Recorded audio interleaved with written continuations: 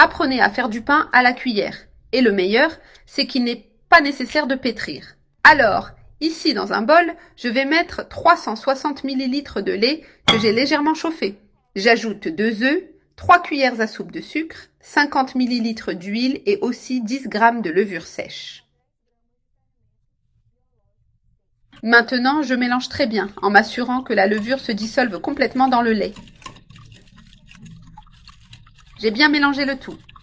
Maintenant, j'ajoute 500 g de farine de blé. J'utilise la version sans levure. Avec une cuillère, je mélange bien cette pâte jusqu'à ce que la farine de blé soit complètement incorporée. Le bon côté de ce pain, c'est qu'il n'est pas nécessaire de pétrir. Il suffit de tout mélanger avec la cuillère jusqu'à obtenir une pâte bien crémeuse. C'est simple et rapide. En quelques minutes, vous aurez une pâte parfaite. J'ai bien mélangé et ma pâte a déjà la consistance souhaitée. Maintenant, je prends la pâte et dans mon moule, déjà beurré, je place des portions de pâte avec une cuillère. Il est important de garder la pâte à cette consistance pour faciliter le processus. En la plaçant, elle se présente ainsi dans le moule, créant le fameux pain à la cuillère, car il est disposé directement avec la cuillère.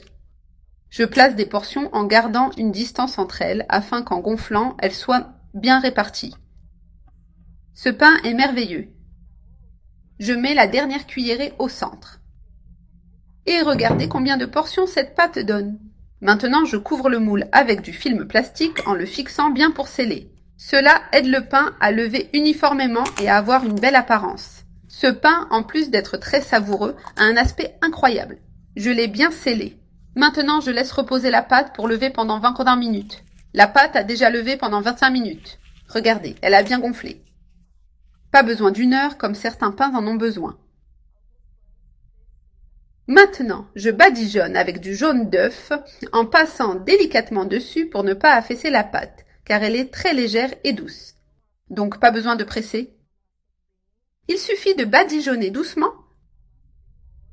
Le jaune d'œuf est facultatif. Vous pouvez l'ajouter ou non selon votre préférence. J'aime l'appliquer parce qu'il donne une teinte dorée au pain. Sans parler de la croûte croustillante qui est un délice. Maintenant, je le mets au four à 180 degrés pendant 25 minutes, ou jusqu'à ce que le pain soit bien doré. Et maintenant, mon pain est prêt. Je vais le démouler. Comme j'ai utilisé un moule à fond amovible, il est plus facile à sortir. Et regardez le résultat. Ce pain est merveilleux. Regardez comme il est appétissant. Il est parfait. Essayez-le chez vous, vous allez adorer